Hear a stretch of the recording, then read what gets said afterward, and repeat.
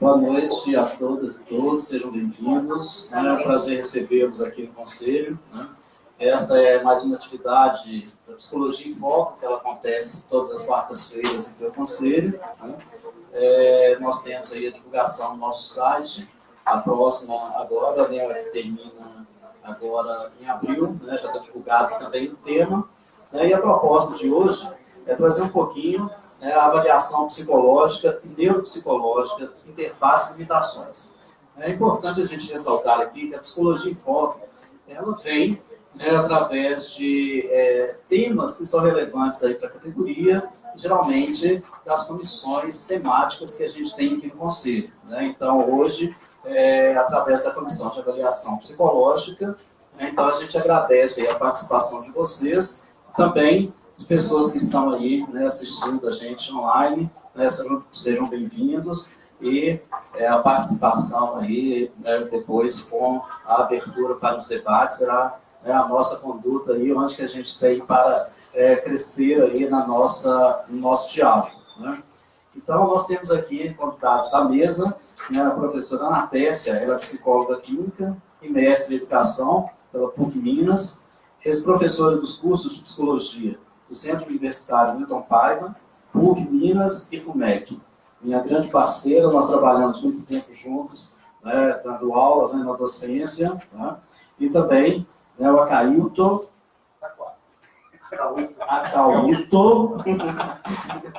a língua trava, é graduado em Psicologia pela PUC Minas, pós-graduando em Avaliação Psicológica e Psicodiagnóstico também pela PUC Minas, possui especialização em andamento em neurociências pela UFMG e tem experiência na área de psicologia clínica, com ênfase em atendimento, supervisão, avaliação psicológica e neuropsicológica.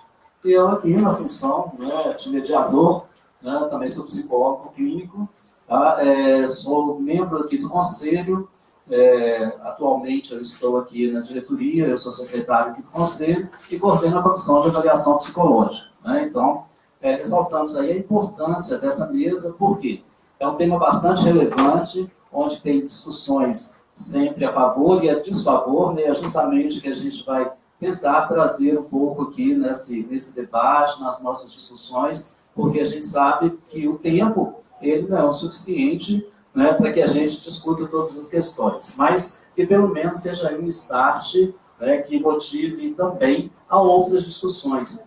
E fica também o convite àqueles profissionais aí da área da psicologia, quem quiser participar das nossas comissões temáticas, e aqui dizendo especificamente da Comissão de Avaliação Psicológica, no nosso site vocês encontram lá a agenda das comissões que a gente tem aqui no Conselho. Atualmente a gente tem 10 comissões temáticas e uma delas aí da avaliação. Tá? Então fica o convite, essa participação é aberta, e geralmente as reuniões elas acontecem uma vez por mês. Tá? Das 2 da tarde, né? Não, depende da comissão, tá? A minha agora mudou que às 10 horas eu não tenho 15, mas a questão aí, quem tiver interesse, nós temos várias outras comissões temáticas, então fica aí o convite para vocês. Tá? E lembrando também que todas as quartas-feiras a gente tem aqui a Psicologia em Foco. Quem não puder participar presencialmente pode participar de forma online. Ok? Então vamos passar a palavra então para a professora Ana Tércia, que fará a abertura aqui do nosso debate. Boa noite. Primeiro eu gostaria de agradecer aqui ao convite do Conselho para estar participando dessa mesa. Eu acho que é extremamente importante essa discussão. É um tema que acaba trazendo sempre muita polêmica e é bom a gente estar disposto a pensar sobre isso para que o nosso fazer seja sempre melhorado. Agradeço o Delcio por ter feito esse convite em nome do Conselho. E eu preparei uma apresentação assim, bem rápida, dentro do que foi proposto para a gente, para justamente a gente ter tempo depois para conversar um pouquinho, tá? Bom, a primeira questão que eu coloquei foi o que é a avaliação psicológica. Então, já é uma pergunta aí que faz a gente pensar bastante, E a gente vai por vários caminhos que vão levar para diferentes possibilidades. Mas se a gente considerar a avaliação como um processo, a gente vai ter como perspectiva a imagem que eu faço, um guarda-chuva, onde várias formas de avaliar estão contidos nesse guarda-chuva. E aí eu fiz uma pergunta. Fazem parte da avaliação psicológica... não está passando, não está passando. Desculpa, eu estou passando aqui e achei que estava passando ali. Fazem parte da avaliação psicológica a seleção de pessoal, a orientação profissional, a avaliação para a carteira de motorista, a avaliação do porte de arma, o psicodiagnóstico, outros que a gente possa lembrar aqui, e considerando todas essas possibilidades, eu poderia pensar que a avaliação neuropsicológica está contida dentro da avaliação psicológica? São coisas para a gente pensar. Dentro dessa ideia aí, eu fui, então,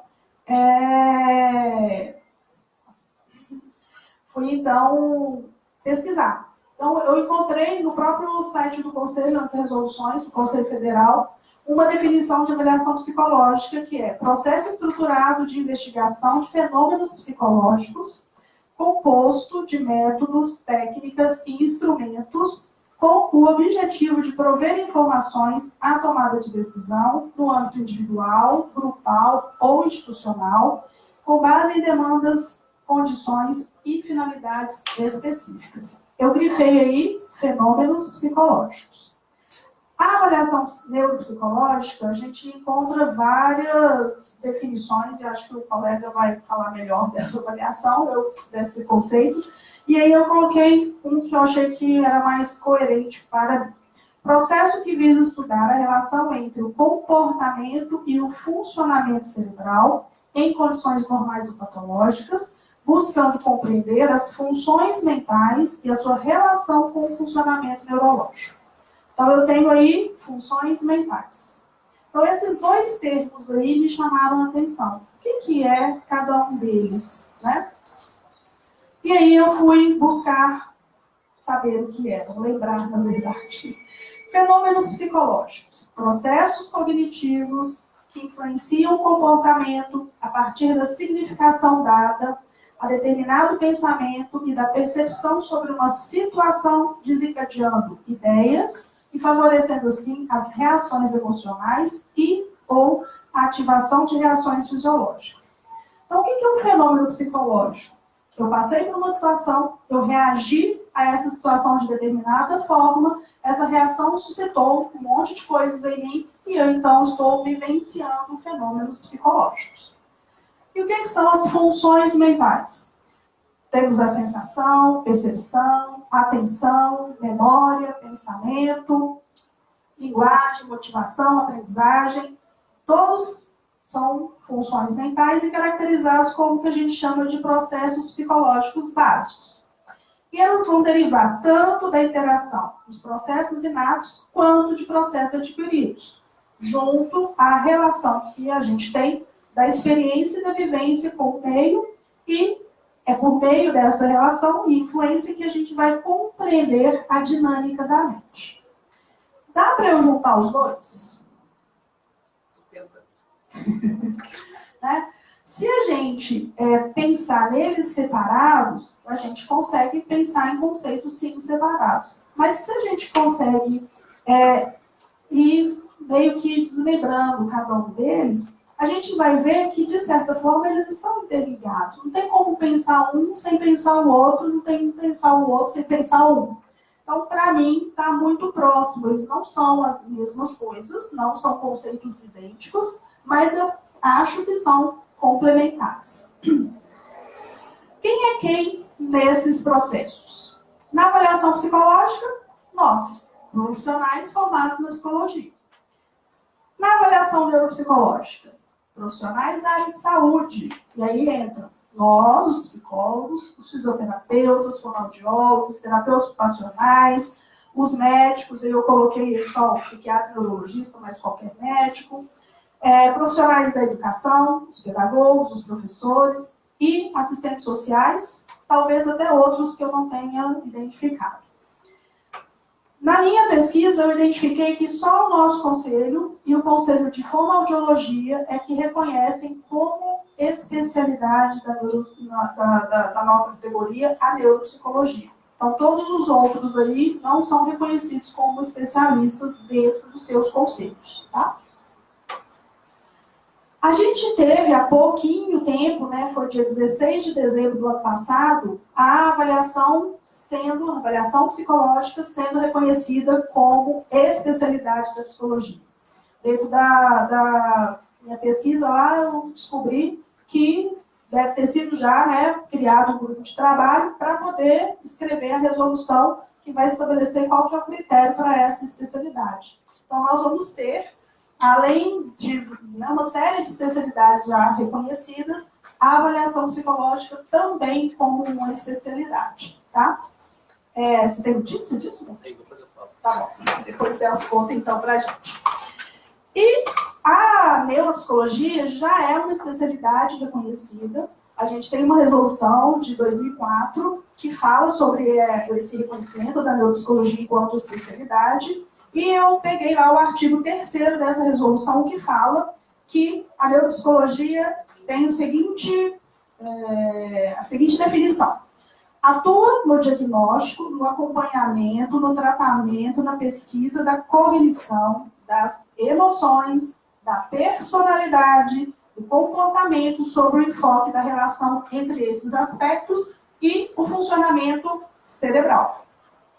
Utiliza instrumentos especificamente padronizados para avaliação das funções neuropsicológicas, envolvendo principalmente habilidades de atenção, percepção, linguagem, raciocínio, abstração, memória, habilidades acadêmicas, processamento de informação, visoconstrução, afeto, função motora e executiva, deve ter mais alguma coisa. Afeto inclui hormônio? Das glândulas? Porque elas trabalham as afetividade hormonal, não existem Sim. correlações. Depois Porque senão fica incompleto. E aí, eu coloquei em negrito emoções, personalidade e afeto. Então, isso está numa resolução nossa do Conselho, dizendo que a neuropsicologia investiga isso aí. Registrem isso, por favor. Muito bem. Quem vai solicitar a avaliação para a gente? A avaliação psicológica, ela é solicitada pelos médicos, pediatra, o clínico, os neurologistas, os psiquiatras, geriatras, o próprio psicólogo, que às vezes nós temos colegas que não gostam, não têm ainda a habilidade, não têm o instrumento e solicitam que a gente que trabalha faça uma avaliação para eles, né? Os professores da escola, é uma demanda muito grande, principalmente das crianças, nesse sentido. Fonoaudiólogo, terapeuta ocupacional, juízes, a empresa, quando eu estou considerando a seleção como uma forma de avaliação, né? O Detran, quando eu estou considerando a questão da carteira de motorista, a Polícia Federal, quando eu considero o porte de arma, e etc. Quem que pede a avaliação neuropsicológica? Mais ou menos as mesmas pessoas, né? E eu me surpreendi, porque alguns planos de saúde solicitam a avaliação neuropsicológica para poder confirmar se aquela pessoa tem ou não tem determinada deficiência ou transtorno, para justificar algum procedimento feito pelo plano de saúde. Na avaliação psicológica, eu nunca tive essa demanda de plano de saúde solicitando avaliação. Eu, na minha pesquisa, vi que isso às vezes acontece em relação à avaliação neuropsicológica. Quando a gente considera o que cada um faz, eu acho que aí a gente tem uma semelhança, uma interface. Onde eu vou ter um passo a passo que vai ser muito parecido. Eu tenho que levantar quais são os objetivos da avaliação e considerar as particularidades do sujeito que eu vou atender. Eu tenho que fazer uma coleta de informação através dos meios que eu escolher. Eu tenho que integrar essas informações, esses instrumentos que eu utilizei, e, a partir dessas informações, pensar nas hipóteses iniciais, se elas fizeram ou não sentido. Vou dar alguma resposta através dessa comunicação do resultado, que seria uma devolutiva, né? considerando sempre a questão ética e as limitações que uma avaliação acaba tendo. Nesse sentido, esse passo a passo aí, esse básico aqui, não vai ser muito diferente entre uma proposta de avaliação e outra, tá? O que vai mudar? Os instrumentos. Então, vamos lá. Na avaliação psicológica, na resolução que a gente tem falando sobre a avaliação, né, como que a gente deve conduzir uma avaliação, eles colocam que os nossos instrumentos são entrevistas, observações, os testes aprovados pelo CFP, que estão lá na nossa listinha da SATEPS, as técnicas e instrumentos não psicológicos que possuam o respaldo da literatura científica da área, né, e que respeitem o código de ética e as garantias da nossa legislação, documentos técnicos, como alguns protocolos ou relatórios de equipes multiprofissionais. Na avaliação neuropsicológica, a gente tem as entrevistas, as observações, os testes psicométricos, temos as tarefas ecológicas, as provas, escalas, questionários neuropsicológicos e etc. Tarefas ecológicas ou psicológicas? Ecológicas, ecológicas mesmo. Eu não vou ficar explicando muito da neuro, não, porque... Né? De ambiente. O que a gente tem que ter uma atenção grande? Vamos voltar lá num dos slides anteriores, eu falei que quem faz a formação em neuropsicologia são diversos profissionais da área de saúde, da educação, até assistente social, né? Quando nós fazemos essa especialização, nós estamos submetidos ao nosso conselho. Então, a gente tem que ter um cuidado, porque todo instrumento que a gente for utilizar, ele tem que ter passado pelo crivo lá da SATEPS. Então, eu não posso usar um teste que esteja lá com um parecer desfavorável, porque eu estou cometendo uma falta ética. Então, nós temos que ter muito cuidado com isso. Os neuropsicólogos, alguns com os quais eu conversei, eles reclamam muito da questão de poucos instrumentos que a gente ainda tem acesso para a neuropsicologia, para a avaliação neuropsicológica. Parece que de um tempo para cá até tem surgido um número maior, o pessoal tem feito pesquisa e está sendo produzido, mas mesmo assim ainda é um número pequeno dentro do que seria necessário. E aí o que a gente vai encontrar? A gente tem os testes, que são muitas vezes de outras realidades, de outros países, né? Normalmente americanos, que são trazidos para cá, são utilizados, mas sem essa padronização para a nossa realidade. Então, a gente tem aí um problema a ser considerado. Eu coloquei essas duas resoluções, que foram onde eu trabalhei, que são as resoluções que falam, as mais recentes, né, que falam especificamente da avaliação psicológica e do sistema da avaliação de teste, que é o SATEPS, explicando o que é o nosso fazer na avaliação psicológica e o que é o sistema de avaliação de testes. E a mais novinha, que é a sobre os documentos escritos, que está lá explicando como devemos fazer um laudo, como devemos fazer um relatório, que agora foi novamente desmembrado, e alguns princípios éticos em relação à escrita deste documento. Essas duas resoluções, elas são básicas, a gente tem que tê-las como referência para o nosso trabalho. De novo, aqui fica a questão, o profissional da neuropsicologia, que não é psicólogo, não tem isso aqui como referência. E aí a gente fica solto, tá? A gente não tem. Mas a avaliação deles é válida, né? Coleguinha. Passa o microfone para Guimarães. Então, quais seriam os limites, né, da avaliação? A gente tem que considerar que quando a gente está falando de avaliação, a gente está falando de um processo que está investigando determinado demanda, determinada queixa em determinado momento. E, nesse sentido, a gente não tem condição de avaliar o sujeito todo, né, de uma vez e para sempre. A gente está falando de comportamento humano. E comportamento humano é uma coisa extremamente complexa.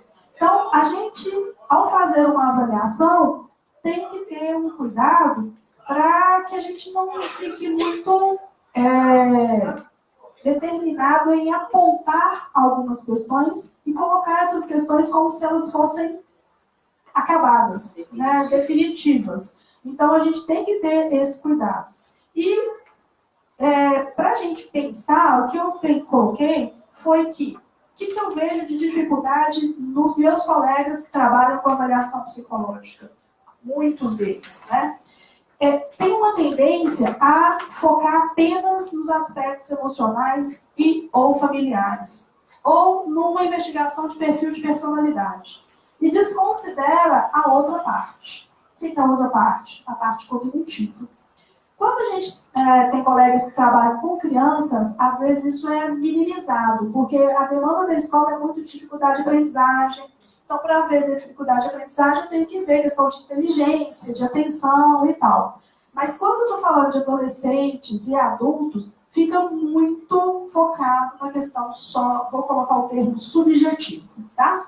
E o que eu vejo na avaliação neuropsicológica? Eu não trabalho com avaliação neuropsicológica, eu não tenho, né, a especialização, mas eu recebo muitos pedidos de avaliação neuropsicológica e recebo muitas avaliações neuropsicológicas, né? E aí a gente vai ter o oposto. As avaliações desconsideram completamente o aspecto emocional, o aspecto de personalidade e foca só no aspecto cognitivo, né? Então, tá lá, maravilhoso, memória, atenção, percepção, mas tá aí a história do sujeito, como é que ela interfere na atenção, na percepção e etc. Não tem, tá?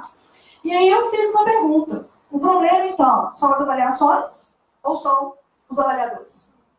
Né? E o que a gente, eu tenho percebido? A neuropsicologia, já de um tempo para cá, teve uma visibilidade muito grande. Então, hoje, no meu consultório, eu não recebo uma ligação falando assim, você faz avaliação psicológica? Não. Recebo assim, você faz uma avaliação neuropsicológica? A escola pediu uma avaliação neuropsicológica, porque eu faço mais avaliações de criança. Mas por que a escola pediu uma avaliação neuropsicológica? Porque ele está muito agressivo. Tá. E por que a avaliação neuropsicológica? Não, a escola falou neuropsicológica. Tá bom. Então, eu não faço avaliação neuropsicológica, né? E isso eu tenho observado de um tempo para cá. Antes eles vinham com a questão da avaliação psicológica. E o que é uma questão para a gente pensar e conversar aqui? As pessoas que não são da área, elas não sabem fazer essa distinção.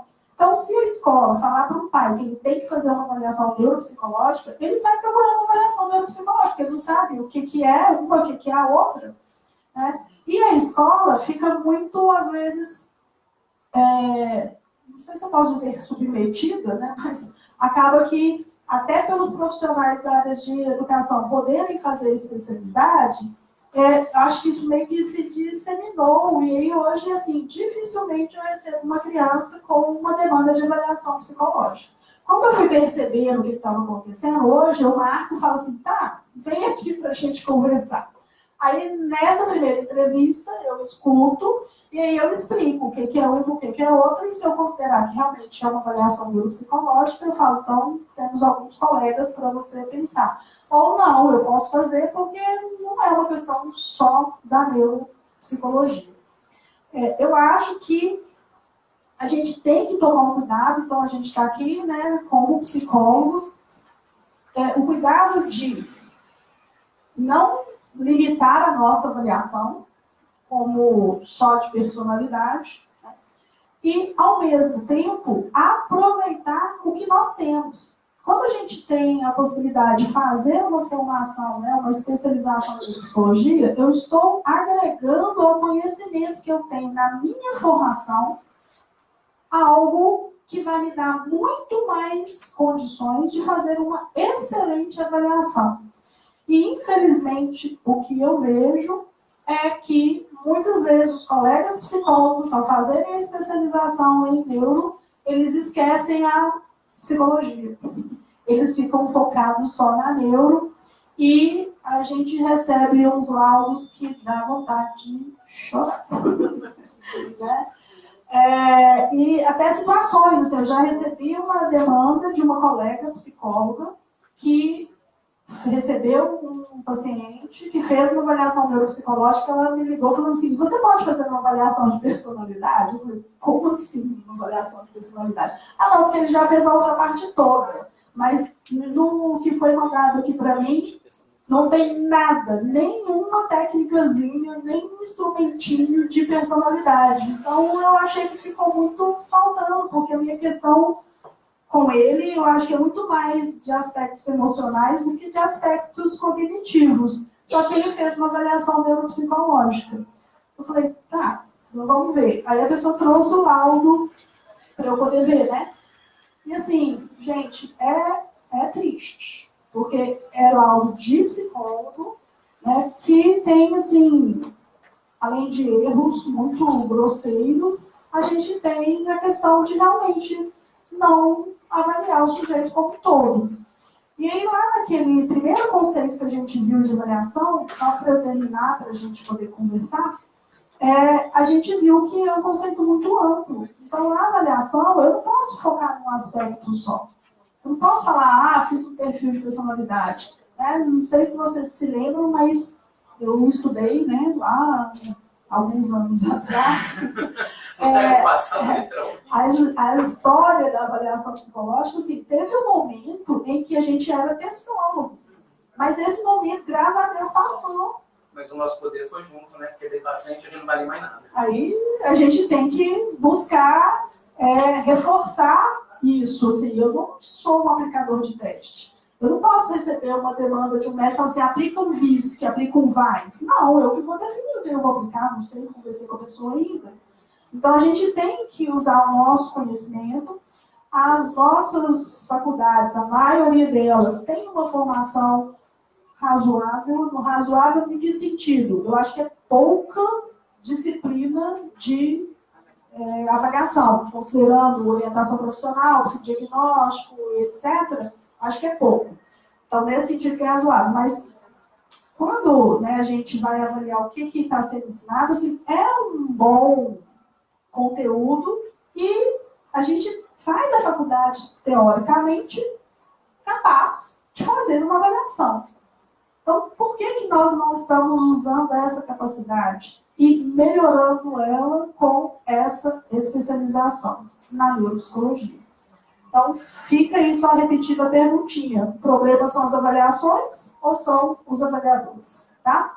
Coloquei uma referência bibliográfica rapidinha, assim, do básico que eu considerei para trabalhar esse material. Foram as resoluções do Conselho, o livro do Cláudio Hutz, de psicodiagnóstico, o livro da Manuela Lins, de avaliação psicológica, o do Leandro Malloy, de avaliação psicológica, e do Pasquale, de técnicas de exame. Estou à disposição. Muito obrigada.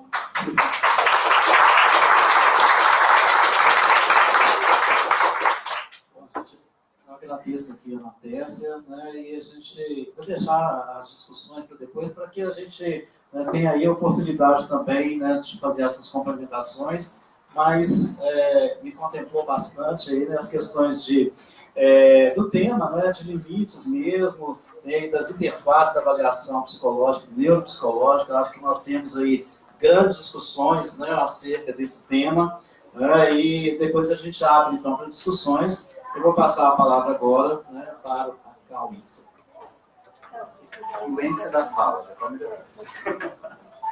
Então, querido, talvez eu não vou conseguir enxergar direito daqui. Então, Não, se você quiser aqui na frente. Vamos trocar? Não, em pé não dá não. Não dá. As letras dali ficam pequenas. Então, quando a gente pensou em fazer esse evento, né, acho que teve uma demanda muito urgente, porque nós estamos passando por um momento que converge com um termo que não é meu, mas eu acho muito interessante, chamado neuroliteratura. Então, eu não sei se vocês concordam comigo, mas nunca se falou tanto do cérebro. E nós já passamos da década do cérebro. Nunca se falou tanto em avaliação neuropsicológica, e a avaliação neuropsicológica não se resume a todos os tipos de explicações de demandas. E é preciso agregar dados, agregar valores, agregar conceitos de outras áreas, como a Natécia trouxe aqui. Então, pensando nisso, eu queria trazer um recorte. Recorte mesmo, porque... Acho que como que a gente passa? Porque se a gente pensar o que é uma avaliação, eu vou retomar alguns dados que a Anatécia trouxe para a gente, mas vou tentar enviesar eles e pensar do ponto de vista um pouco mais neuropsicológico. Uma avaliação, ela é uma compreensão de um fenômeno, isso depende de um viés temporal e o máximo dinâmico possível. Então, nesse momento, vocês estão me avaliando, vocês estão fazendo uma percepção sobre o que eu estou falando, da forma com que eu estou falando, e considerando a temporalidade do que eu vou falar, que é de 20 minutos, que eu Deus, controlando aqui. Então, compreender de maneira mais dinâmica e do ponto de vista mais específico da temporalidade é uma das propostas da avaliação neuropsicológica. Então, como a Anatécia falou, ela não é puramente uma avaliação que caminha separada das outras avaliações. O que a gente entende como uma avaliação psicológica, isso seria uma área de atuação da avaliação psicológica, que pode ser desde a avaliação comunitária, a orientação profissional, a avaliação dentro da psicologia hospitalar, pode ser em diferentes campos, mas quando ela se volta do ponto de vista da avaliação neuropsicológica, ela carrega especificidades mais peculiares. E aí é isso que eu queria me debruçar hoje. Então, o que é uma avaliação neuropsicológica? Como a Anatécia falou, ela tenta agregar esses valores, esses conceitos do ponto de vista de diferentes ciências. Então, a gente parte da premissa de que ela nasce da interdisciplinariedade, mas ela não se resume à interdisciplinariedade. Porque, na verdade, nós temos especificidades dos profissionais que trabalham com essa área. Então, quando a gente pensa que uma avaliação neuropsicológica realizada por um psicólogo, ela tem que seguir obrigatoriamente necessidades que um fonoaudiólogo não necessariamente precisa seguir, e isso é muito bem apurado, porque nós temos um conselho que regulamenta, orienta e fiscaliza a nossa atuação profissional. Então a gente tem que seguir essas atuações, né? A gente tem que seguir essas orientações. Como a Anatécia falou, essa resolução de 2007, ela entende a neuropsicologia como uma área que compreende a cognição, a emoção, a personalidade, o comportamento, sob o enfoque. E eu acho que essa é a palavra. Sobre o enfoque da relação entre os aspectos funcionais e o funcionamento do cérebro. Então, entender essa dinâmica, e aí a neuropsicologia seria meio que uma área fronteiriça entre o cérebro e, propriamente dito, as funções psicológicas, comportamento, emoção, todas essas coisas que a gente está falando aqui, acho que é o primeiro passo para a gente entender que ela nasce de um processo dinâmico e não propriamente dito restrito. Então, ao agregar diferentes tipos de construtos, a gente passa a entender que ela passa a realizar um pente fino, só que não propriamente específico da neuropsicologia. As outras áreas também acabam por fazer isso. O grande eixo principal se dá nessa correlação entre cognição e cérebro, mas levando em conta essas outras variáveis que eu trouxe para vocês aqui hoje. Claro que hoje a gente está falando de áreas fronteiriças com relação ao estudo da mente e ao estudo do cérebro, o estudo das funções cognitivas, mas existem outras áreas que trabalham com isso.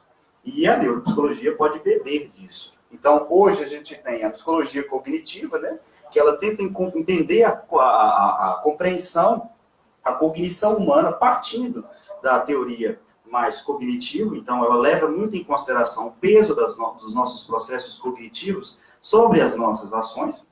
Ela também, hoje nós temos com relação às especialidades, a neuropsicologia cognitiva, que inicialmente nasce de uma correlação anátomo-clínica, em que se tinha uma forte hipótese de uma lesão neurológica com um correlato funcional. E era possível se fazer essa correlação anátomo-clínica. É claro que hoje, e a Anatécia falou, me fez pensar muito, muitas vezes a gente a gente recebe uma demanda de avaliação que não tem a mínima correlação anatomoclínica, que não tem a mínima correlação, inclusive do ponto de vista de explicação com base biológica. Claro que existe subsequente, não causal. Ou seja, o nexo causal não se dá propriamente pela relação entre o fenômeno biológico e uma consequência funcional desse nível. Então, a neuropsicologia cognitiva, ela nasce disso, mas ela tenta também interpretar essas funções, o perfil funcional da pessoa e também as disfunções dela. Hoje a gente tem isso, que é uma área que eu tento me debruçar mais, que é a neurociência cognitiva, que tenta utilizar desse instrumental da neurociência, e aí tem alguns autores que falam até das neurociências, porque são mais de uma, mas existe um ponto convergente entre elas, que seria compreender a cognição humana com base no cérebro. Então, esse daí seria o cargo-chefe da neurociência cognitiva. E, por fim, a psicologia, a ciência cognitiva computacional, que tenta estabelecer modelos computacionais para entender os fenômenos mentais e os fenômenos cognitivos. Falamos de área fronteiriça e estamos falando de diferentes áreas que estão diretamente na fronteira, entre muitas vezes a psicologia, a biologia, a filosofia da mente, que isso também é um construto que é agregado com relação a esses valores. Uma avaliação neuropsicológica, ela teria uma especificidade um pouco diferente, mas ao mesmo tempo convergente com a avaliação psicológica. Então, se eu tento entender um fenômeno, esse seria um dos propósitos dela, né? Que é uma investigação técnica e científica. Por que técnica? Porque ela domina um procedimento científico, porque ela tem que ser embasada. Então, não é redundância em momento algum falar sobre essa junção desses dois conceitos, em que ela busca identificar a presença ou alteração do funcionamento cerebral, traçar aquilo que a gente chama na neuropsicologia de perfil cognitivo, ou seja, qual é a caracterização do funcionamento cognitivo, de maneira temporal e dinâmica. Então, quais são as variáveis que se correlacionam com isso? Para isso, eu acho que um julgamento clínico é uma das coisas mais importantes que um neuropsicólogo ou um psicólogo que possa realizar uma avaliação psicológica deva ter. Então, investigar os correlatos biológicos associados aos resultados da avaliação neuropsicológica, isso também é uma coisa fundamental para a gente. É muito claro isso quando a gente tem correlações anatomoclínicas. Pacientes após AVC têm uma perda de funcionalidade, ou então, por exemplo, trabalho um pouco mais com isso, com relação aos quadros de epilepsia e alterações de personalidade. Isso é uma correlação muito frequente. Isso tem uma proximidade muito grande. Então, a gente observa que um quadro neurológico teve uma correlação direta que afetou os processos cognitivos, o processo da personalidade, e, consequentemente, relacional social. Então, existe uma correlação direta. Agora, também ela permite outras coisas e não se resume a isso. Por quê? Uma vez traçado a correlação, isso me permite traçar um prognóstico, me permite traçar uma estratégia de intervenção terapêutica, me permite fazer uma correlação entre o sintoma e a queixa que a pessoa vem trazendo e muitas vezes a lesão em que ela teve, ou então a disfunção, a hipoativação de uma área aqui específica do cérebro. Também permite desenvolver estudos científicos, permite auxiliar na elaboração de documentos legais, então muitas vezes a gente está sendo solicitado a emitir pareceres, e isso não se resume só à avaliação psicológica, mas sim à avaliação também neuropsicológica, pareceres do ponto de vista da imputabilidade do sujeito. Isso é uma coisa importante que tem acontecido dentro do campo da neuropsicologia recentemente. Mas ela também visa estabelecer orientações e esclarecimentos para os familiares. Diagnóstico diferencial para os que solicitam a gente. E quando a gente pensa nos que solicitam, pode ser de diferentes demandas. Aí é uma das questões principais. De onde vem essa demanda de encaminhamento? Por que uma demanda de encaminhamento para avaliação neuropsicológica não pode ser por uma avaliação psicológica? A Natécia falou de um nome que já há um tempo eu não ouço mais falar dentro da neuropsicologia, que é o psicodiagnóstico. Acho que a gente já está ficando assim. Se a gente pegar o principal livro de avaliação psicológica que eu particularmente considero, que é da Jurema, Alcides Cunha, de 2005, é o Psicodiagnóstico 5, né? Não 4, né? 5. O Psicodiagnóstico 5, ele foi uma revolução do ponto de vista de avaliação psicológica. E dos capítulos dele, ele fala sobre avaliação neuropsicológica. Então, esse é um tema que está em desuso. A gente vê pessoas de um tempo anterior, né? A gente vê, por exemplo, Alcampo falando sobre isso, a Jurema falando sobre isso, a Blanca falando sobre isso, e é um termo que hoje não se encontra em uso frequente do que isso. Será que foi uma questão de utilidade, funcionalidade, mercado? Isso é uma coisa que também está correlacionada à demanda de avaliação que chega para a gente? É uma questão que eu levanto aqui. Então, dito isso, eu acho que outra característica fundamental da avaliação psicológica seria a identificação daquilo que a gente chama em neuropsicologia de associações e dissociações. Esse conceito, ele compreende a gente traçar o perfil cognitivo dessa pessoa e poder compreender de maneira dinâmica como que esses fenômenos estão dissociados ou de maneira muito frequente estão associados com relação à sua funcionalidade. Então a gente vai buscar essas dissociações como marcadores de especificidades do funcionamento do sujeito. A gente pode identificar que ele possui atenção concentrada do ponto de vista esperado para a faixa etária dele, memória adequada, mas a resolução de problemas, a fluidez do pensamento, isso acaba por estar dissociado, distante daquilo que a gente observa como padrão de funcionamento cognitivo dele. E isso permite a gente tanto estabelecer diagnósticos quanto do ponto de vista de prognósticos, ou seja, qual a perspectiva futura que eu posso fazer com esse indivíduo, qual a forma de intervenção que eu posso fazer com ele. Dito isso, a gente tem funções específicas que são interessantes para a neuropsicologia, que seria a função intelectual, e isso está relacionado, inclusive, com outros fatores. Então, a gente observa, é uma coisa que a gente sempre fala na neuropsicologia, não existe um teste puro, não existe uma função pura, ela tem que estar correlacionada com outros fatores. A memória, os processos atencionais, as funções executivas, e aqui eu faço um parêntese maior, porque essa tem sido um dos maiores campos de investigação da neuropsicologia.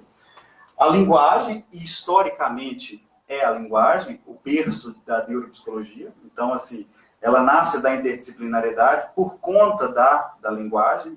As afasias, os quadros afásicos do século XIX para XX, eles são berço da neuropsicologia. Então, ela nasce da interdisciplinariedade. A linguagem não é propriamente uma função de avaliação da psicologia, né? As funções visoperceptivas e as funções visoespaciais. Falei das principais, mas uma avaliação não se resume a isso. Uma avaliação neuropsicológica, ela não se resume a arroz e feijão. Então, assim, a gente tem outras especificidades que o caso pode declarar de maneira mais específica. A Natécia falou, eu volto a repetir, que a titularidade da neuropsicologia hoje é emitida como especialidade por 2 conselhos. Então, a gente tem uma resolução do nosso conselho de 2007, que regulamenta a neuropsicologia enquanto especialidade da psicologia. Só que o conselho de fonoaudiologia também reconhece e regulamenta a neuropsicologia enquanto especialidade. Claro que a regulamentação em neuropsicologia por outro conselho não habilita o outro profissional a exercer a prática restrita a nós. E assim também o contrário, né? Então, outros profissionais também podem ser neuropsicólogos. Ela nasce da interdisciplinaridade. Só que a gente observa que, não sei se isso é uma questão, é um tema polêmico que eu estou entrando aqui, se é uma questão política, mercadológica, ou se isso é uma questão ético-filosófica, mas a gente está observando que as coisas estão caminhando de uma maneira dissociativa com a realidade, não é, Natécia? Eu costumo falar isso. A ética tem ficado debaixo dos anais dos congressos. E a gente observa muito isso quando a gente está na prática. Então, falando em ética, Lá veio o Sérgio Moro de Lá novo. veio o Sérgio Moro, os slides do... Eu queria fazer uma apresentação de 2 dados. Ano passado saiu um artigo da Psicologia, Ciência e Profissão em que foi investigar as infrações éticas cometidas por psicólogos. 60% delas foram cometidas no decorrer do processo de avaliação psicológica. Então, se a gente entende, enquanto uma profissão que tem um conselho que regulamenta, orienta e fiscaliza, existe uma demanda tão grande de um processo de avaliação psicológica que seja fiscalizado com mais frequência, como que a gente pode pensar em outras áreas que não existem conselhos que regulamentem, orientem e fiscalizem? Nosso conselho tem feito um trabalho hercúleo com relação a isso. E muitas vezes isolado, sozinho, porque lutar por demandas que são de interesse de outras pessoas é uma coisa difícil.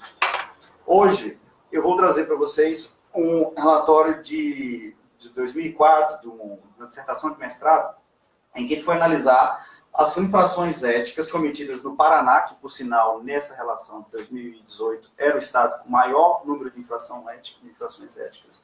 Então, é uma amostra assim, representativa, e muito, do ponto de vista de fidedignidade, como que eram os processos éticos, as infrações éticas cometidas no estado do Paraná nesse período. 46% estavam relacionados à perícia ou avaliação psicológica. 54% estavam relacionados. Isso num período muito grande, de 94 a 2003. O dado importante, que eu evitei de colocar aqui e comentar, é que, na verdade, esse número pode ser muito maior, porque eles colocaram a psicologia do trânsito dentro dos outros. Isso equivale a quase 10%. Então, na verdade, seria muito maior esse dado. E corrobora a pesquisa que eu falei anteriormente, de que 60% dos casos de infrações éticas daqui do nosso conselho é cometido pela avaliação psicológica. É uma área que o Brasil tem discutido a formação. Esse ano, se não me engano, não, ano passado, se não me engano, nós discutimos a formação da avaliação, a formação de psicologia no Brasil. Exatamente. Então, assim, a gente está vendo que esse tema está em voga. E muitas vezes, discutir a formação do profissional de psicologia é discutir a atuação dele direto no campo do mercado de trabalho. O quanto de pessoas que eu ouço que não reconhecem a diferença entre parecer, entre laudo, entre relatório, entre atestado. Nem sabe quem era Freud. Nem sabe quem era Freud. Então, isso é uma coisa importante. Conhecer a regulamentação. Nós temos um conselho, nós temos uma diretriz a seguir. Olha, é uma área interdisciplinar. A Anatéia falou uma coisa importante. Os testes são produzidos fora do Brasil, a grande maioria deles. As escalas Wechsler, por exemplo, que são padrão outro, são uma produção americana. Desde 1945, David Wechsler veio produzindo, isso veio se desenvolvendo, e uma tradição americana de produzir testes. Nós também precisamos ter isso. Isso é um conteúdo à parte. Mas nos Estados Unidos, também é uma área interdisciplinar, e eu trouxe para vocês uma visão de como que é o modelo de testagem psicológica lá. Claro que a avaliação não se resume a testes, mas os testes são uma ferramenta de trabalho instrumental fantástico do ponto de vista de auxílio do psicólogo. É muito interessante porque a distribuição dos testes nos Estados Unidos, ou seja, a regulamentação que se tem vigente lá, ela se dá por camadas. E essas camadas, elas atendem às especificidades tanto do critério que está sendo avaliado, quanto do ponto de vista da formação do avaliador. E isso, aqui no Brasil, talvez seja por questões metodológicas de formação, nós temos um pouco diferente. A formação do psicólogo no Brasil é generalista. Então, todo psicólogo está apto a fazer avaliação psicológica e neuropsicológica. Isso é uma regulamentação do exercício profissional de 1962. Agora, é interessante a gente pensar como que é a avaliação neuropsicológica em outros países. Por que eu estou trazendo isso aqui? Porque uma das coisas discutidas seria a liberação de testes psicológicos restritos, ou que avaliam construtos restritos, a outras profissões. E aqui eu trago uma questão que é polêmica, mas eu acho importante. Instrumentos, quando não utilizados de maneira adequada, oferecem riscos. E muitas vezes, ferramentas de intervenção terapêutica são altamente perigosas. Vou trazer um exemplo de um conselho que não é o nosso. O Conselho Regional, o Conselho Federal de Medicina e a própria Agência Nacional de Saúde. Há uns 5, 6 anos atrás, se não me engano, existia uma regulamentação que os antibióticos não poderiam ser liberados em larga escala para a população. Por quê? O uso inadequado da ferramenta de trabalho terapêutico estava oferecendo riscos à população. A liberação de testes também pode oferecer riscos à população brasileira. Inclusive, se a gente for pensar que muitos profissionais não têm a capacidade técnica e científica para utilização, análise e capacidade de diagnóstico desses pacientes. Aí tem uma questão importante que a gente tem que lutar. Será que a liberação irrestrita de instrumentos psicológicos, ela não oferece risco à população? As avaliações neuropsicológicas podem utilizar de instrumentos que são restritos a psicólogo, independente da formação? Isso é um modelo que eu estou trazendo para vocês para os Estados Unidos. Então, aqui no Brasil, a gente tem uma tradição de utilizar os instrumentos, na grande maioria das vezes, produzidos em outros países. E como que é essa regulamentação nos países em que eles são produzidos? Nos Estados Unidos, por exemplo, a avaliação da inteligência e das técnicas projetivas demandam uma comprovação de treinamento avançado, com experiência supervisionada, adquirida em nível de doutorado ou licença profissional. Seria a melhor sugestão para essa aplicação no Brasil? Não sei. Só estou trazendo uma outra realidade, que a gente só sabe da realidade brasileira, eu queria trazer para ver como é que é discutido isso em outros países. Então, os testes, eles avaliam, eles são utilizados, né, tanto do ponto de vista do ambiente, do construto e da formação do profissional em outros países. Por que eu estou trazendo isso aqui? Porque muitas vezes a qualidade da avaliação neuropsicológica é comprometida devido a vários eixos. Eu queria citar dois daqui. A formação do profissional que atua com a neuropsicologia e a qualidade dos instrumentos neuropsicológicos. Então, por que um dia se criou o SATEPSE? Porque existia uma demanda de regulamentação de instrumentos de qualidade. A psicologia foi questionada. Isso daqui avalia realmente o que está avaliando? Você está dando um falso positivo, um falso negativo? Aqui não tem um efeito teto, um efeito chão? Então, são conceitos que a gente teve que receber como críticas, interpretar e fazer com que isso tivesse uma funcionalidade. Se criou um órgão para regulamentar e fiscalizar os testes, inclusive do ponto de vista da qualidade técnico-científica do instrumento. Uma das coisas que eu levanto, do ponto de vista de uma avaliação neuropsicológica, é que nem sempre a gente tem esse grau de confiabilidade com relação ao instrumento. A gente observa que são instrumentos produzidos em outras realidades, em outros contextos culturais, sem qualidade, sem inclusive análise de critério, validade convergente, do ponto de vista de fidedignidade, se esse instrumento ele realmente é legítimo em relação àquilo que ele se mede, ele é fidedigno, ele é preciso, qual o grau de precisão desse instrumento, qual o referencial utilizado para calcular isso aqui. Então, essa é uma crítica que eu trago da avaliação neuropsicológica, por estar atuando e viver essa realidade com outros colegas. Às vezes eu recebo as escalas americanas, um dia eu recebi uma traduzida com português de Portugal. Então, às vezes, eu até tive acesso a essa escala que eu achei interessante depois. Eu disse, quando acorda, seu filho veste a camisola? Não sei. O que responder a isso? A adequação da linguagem com relação a isso, tem uma escala de Blooming largamente utilizada e que a disposição dos itens, eles foram feitos de uma maneira em que é tendenciosa. As suas afirmações, eles te levam, conduzem a um raciocínio que é autoexplicativo. Então, essa qualidade, esse rigor, ele veio da psicologia porque nós somos questionados. Então, nós temos que questionar essas outras áreas de atuação, que muitas vezes são fronteiriças à nossa atuação e que podem respingar, inclusive, do ponto de vista técnico-legal na nossa profissão, que é uma coisa muito maior. Não é atuação individual dentro do consultório. E aí, eu tentei ser sucinto e achei que consegui. Pontualidade britânica. 5 minutinhos ainda, você pode dar. Tá bom. Eu queria deixar uma indagação. Qual é a qualidade dos instrumentos, dos profissionais e dos serviços profissionais prestados dentro do campo da neuropsicologia? Vim trazer críticas, porque música é fácil de ouvir e gostosa. E eu venho da neuropsicologia. Eu tenho que fazer a crítica a ela. E dentro do lugar mais específico para se fazer, que é o nosso conselho. A nossa casa em que regulamenta a nossa profissão, orienta e fiscaliza. Acho que não existe espaço maior do que esse conselho para discutir isso. E não os congressos, que também são importantes, mas não orientam e não regulamentam e nem fiscalizam a nossa profissão. Os psicólogos que trabalham com avaliação neuropsicológica devem beber da sua função enquanto psicólogos. Essa é uma das coisas que eu levanto aqui. Eu queria sustentar e promover o debate para vocês. Era isso.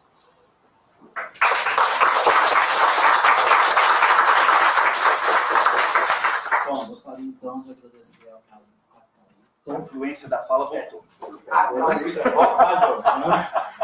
Principalmente porque ele está aqui participando junto com a gente da Comissão de Avaliação Psicológica e também do Conselho, e que surgiu então essa ideia da gente trazer aqui Psicologia em Foco esse debate, né?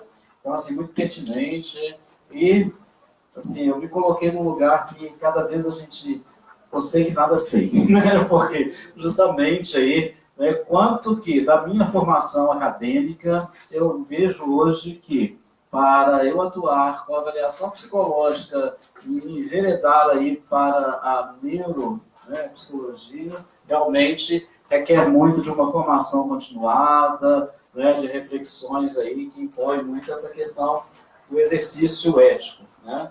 Só gostaria, então, de retomar um pouco a fala da Natércia aqui, né, porque ela trouxe, né, questões aí muito relevantes para a gente, que eu gostaria de retomar, e que vocês também tivessem aí com um carinho muito especial nessas duas resoluções, né, que a gente tem aí, a 9 de 2018, que ela está trazendo aí a questão da construção dos testes, da validade, da fidedignidade, né? Então é muito importante, porque com a SATEPS aí, que completou 15 anos, né, em 2018, né, então houve essa mudança na resolução, ela foi uma resolução bastante específica, trazendo aí esse construto dos testes, e o Caio também traz essa questão, né, dessa necessidade da gente ter esse conhecimento, né, de como que é essa construção das técnicas, e inclusive fazer um passeio também no SATEPS, né, porque quais são os testes favoráveis, os desfavoráveis. Nós temos lá também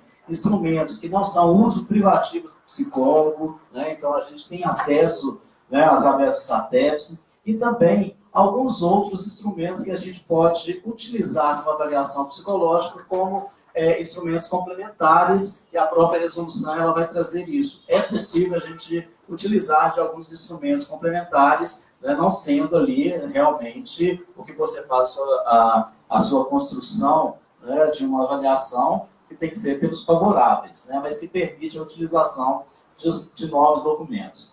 E a outra que a Natércia trouxe aí também, a outra resolução, a 6, né, que ela era 4 de 2019, que agora está a 6 de 2019, né, ela foi publicada agora no DOU, ela tem um prazo aí de entrar, né, em vigência com 90 dias, né, mas que ela vem trazendo também esta reformatação da 7 de 2003. Né, então é muito importante que a gente tenha, né, esse conhecimento, porque vai trazer lá hoje o que é o relatório individual, o relatório multiprofissional, o laudo psicológico, atestado, declaração, né, porque muitas vezes, né, parecer, e de forma bastante descritiva, né, e trazendo questões ali muito pontuais quanto à ética também, né, por exemplo, quanto à devolução desse documento, a necessidade da gente fazer lá uma declaração onde que a pessoa ela vai assinar pelo sigilo ali desse documento que ela está recebendo, né? Então traz questões aí muito tocantes à ética, né? Outra questão também muito importante, né, porque quando a gente está vendo essa questão, né, da avaliação psicológica e neuropsicológica, né, e a gente lembra da nossa regulamentação, né, que é possível fazer avaliação psicológica desde que a gente esteja respaldado nesse tripé, na questão da legalidade, na ciência e na ética, né? Então a gente nunca pode esquecer desses 3 fatores aí, né, que implicam muito essa construção, né, da avaliação, seja qual âmbito for, né? Então isso aí é muito importante. E o Caio trouxe aí, né, essa questão da especialidade das neurociências, as várias funções, muita coisa nova para a gente aí, que eu acredito que nem todos, né, têm esse conhecimento dessa diversidade que a neuropsicologia ela vem trazendo, né, para a gente. E quando também toca essa questão do título de especialista, né, que a gente tem até, o Caio usou uma questão da... uma maneira dissociativa. Inclusive, nós temos 2 especialidades. A mais recente, né, da avaliação psicológica, a outra da neuropsicológica. Então, para a gente pensar também, né, que fragmenta um pouco desse fazer. E para fazer de maneira ética, a gente tem que estar ali muito respaldado, né, nessa questão, né, da ciência, da nossa ética, desse conhecimento aí, dessa formação, né, continuada, que a gente realmente tenha esse comprometimento do que a gente está dando ali, né, do trabalho que a gente está oferecendo. Então, isso é muito importante também, que a gente tenha aí, né, essa forma de atuação. Tá? E agora eu gostaria, lembrando que a gente tem aí esta nova modalidade, né, de especialista, que é avaliação psicológica.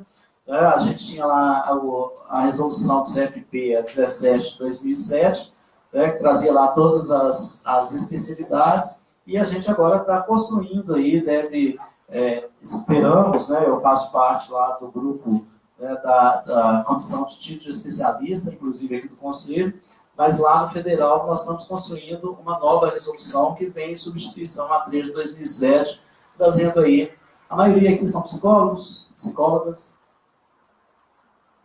Sim? Sim, também. Também, né?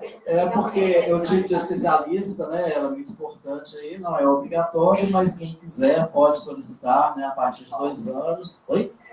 É o respaldo aí da prática, né? Logicamente você tem que comprovar, né, a partir de alguma formação e da sua prática, né? Porque é diferente, né? O título de especialista para uma especialização em termos, né, de conteúdo acadêmico, né? Então, a especialidade vai garantir mais através do seu fazer prático mesmo e essa comprovação. E que você pode até ter na sua carteira de identidade profissional até 2 títulos, né, de especialista, né? Então, nós temos a resolução aí, né, que trabalha sobre isso, tá?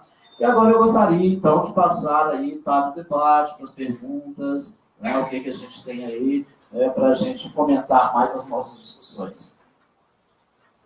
Você não olhou para o lado de cá por quê? Você estava com medo de levantar a mão? Não, Almir, eu sei que você vai ficar no final, a gente tem lá a sua contribuição, com certeza.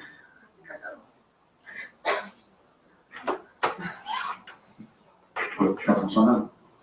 Perguntas, tá? Aliás, 4. Aquele negócio dos hormônios, eu queria rebater, tá? Porque eu acho importante hormônios, afetos, e os hormônios são afetados pelos conceitos. Acho que vamos pedir que vocês explorassem mais essa área. A questão da Ritalina, quando você falou desse negócio de educação, lembrei da Ritalina, de professor levando alunos a tomar Ritalina. Então, se o professor pudesse fazer diagnóstico em aluno, mas o que está acontecendo as pencas?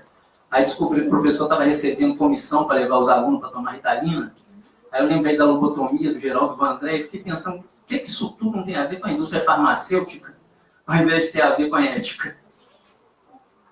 A outra coisa quando a Cauito, acertei. Ele falou de emoções, cognição, comportamento e cérebro. Tem 2 coisinhas que eu queria colocar também. Alimentação, que o nervo vago ele é afetado pelo que a gente come. Então, assim, as bactérias do intestino, elas entram em contato com um epitélio que tem contato com o nervo vago e que isso afeta nossas emoções. Então, acho que a alimentação devia ser uma coisa que pesava demais nisso. E a questão da couraça de caráter, né? Todos os nossos traumas presos nos nossos músculos, que a gente nunca deixa sair. Modelo computacional, eu acho que o modelo computacional não foi bem feito para a gente, ele foi feito mais para criar a Sofia. Então, assim, aquela androide que fica passeando por aí, todo mundo pensa que é uma mulher de verdade, mas é uma androide. Acho que eles estão mais interessados nisso, no entanto, eu acho isso muito válido. Porque nós estamos estudando nosso cérebro de uma forma que nós nunca estudamos antes. E outra coisa, quando falou de deficiências, eu queria também esticar o assunto para fobias. Pode ser feito? Como assim? Bom, só porque a gente tem um procedimento aqui que a gente faz uma rodada de perguntas e depois a mesa responde, tá? A gente geralmente tem umas 3 pessoas aí que fazem as perguntas, porque aí depois a gente discute, tá? Alguém mais?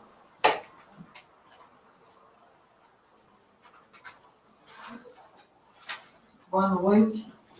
Eu gostaria de ressaltar que vocês, assim, não falaram da psicopedagogia. Eu sou psicopedagoga e, assim, eu recebo muitos laudos. E o que eu observo é o seguinte, os laudos que eu recebo, até às vezes eu encaminho pelos psicólogos. Por quê? Porque eles vêm mais, assim, específicos, me ajudam demais no processo, com os alunos. E, assim, já recebi laudos de psicólogos também que veio muito vazio. Então, assim, a neuropsicologia tem ajudado demais nessa área da gente. Então, assim, ajuda demais.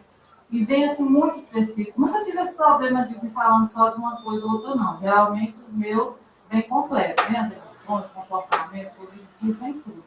Então, assim, é um curso, assim, eu estou cursando psicologia e a minha especialização é essa aí que eu quero fazer. Depois vou até conversar com ele um pouquinho, viu? Sobre isso. Obrigada.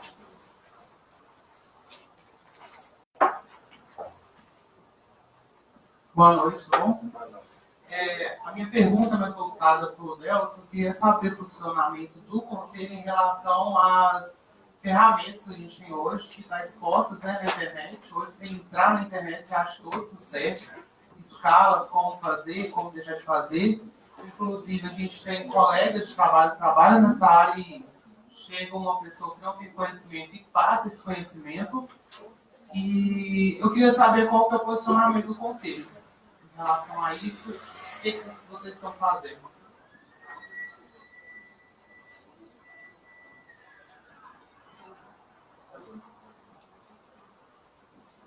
Boa noite.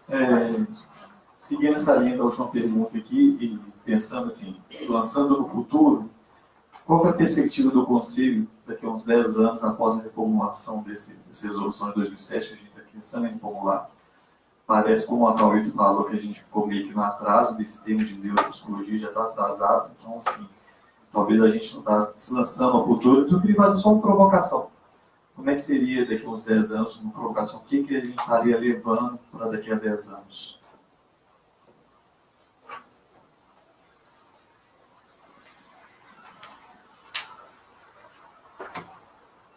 Bom, eu gostaria de pensar. Alguns comentários, acho que a mim, né? Mais é para só a questão dos professores, assim, que eu já vi em relação a professor levando o menino para tomar Ritalina, eu já vi situações em que, às vezes, esse diagnóstico de déficit de atenção e hiperatividade, né, também teve um boom dele aí há um tempo, em que todas as crianças tinham esse diagnóstico, a maioria era medicada, e esses meninos tinham que tomar a medicação no horário de escola, principalmente a escola de horário integral. Não adiantava o menino tomar um remédio em casa, se ele efetivamente tivesse o transtorno, ao chegar ao meio-dia, o remédio, o efeito passa, né? E ele tinha que tomar de novo. Então, a escola meio que teve que assumir. Então, tinham essas situações mesmo, assim, dentro da escola, aqueles meninos que tinham o diagnóstico, que eram medicados, às vezes tinha uma pessoa responsável para poder dar essa medicação para a criança, porque ela ainda não tem essa autonomia de tomar o remédio sozinho. Então, isso eu já vi acontecendo. Agora, do professor levar o menino para ganhar a comissão, isso aí foi denunciado aqui dentro. Uma novidade triste para a minha pessoa. A questão da psicopedagogia lá, eu incluí a psicopedagogia nos profissionais de educação. E a questão do laudo tem uma diferença, pelo menos, acho que ainda vai ter mesmo com a resolução, o laudo neuropsicológico e o laudo da avaliação psicológica clínica. Então, no laudo neuropsicológico vem todos os dados, né? O quanto que o menino teve de tronco bruto, percentil, qual que é a classificação do percentil, e etc, etc, etc. Eu não concordava com isso até que eu escutei uma explicação que me convenceu. Mas eu acho ainda muito perigoso, porque eu acho que a forma como o profissional que recebe esse laudo vai usá-lo pode ser ruim para a criança. Estou falando de criança porque eu sendo mais criança. Então, a justificativa para ter todos esses dados, que eu entendi, foi que como a gente está considerando a avaliação neuropsicológica, eu estou considerando que após essa avaliação pode haver necessidade de uma intervenção, você me corrige se eu estiver errado, e é necessário que após um tempo eu repita essa avaliação para poder ver se aquela intervenção ela foi eficaz ou não. E não há uma garantia de que o mesmo neuropsicólogo que fez a primeira avaliação vá ter condições de repetir. Então, às vezes a pessoa muda, às vezes o profissional deixa de atender, o próprio profissional muda, e aí a família está ali, sempre considerando criança, com aquele laudo, ele vai repetir, o profissional que vai refazer a avaliação não tem aquele parâmetro para ele fazer essa comparação.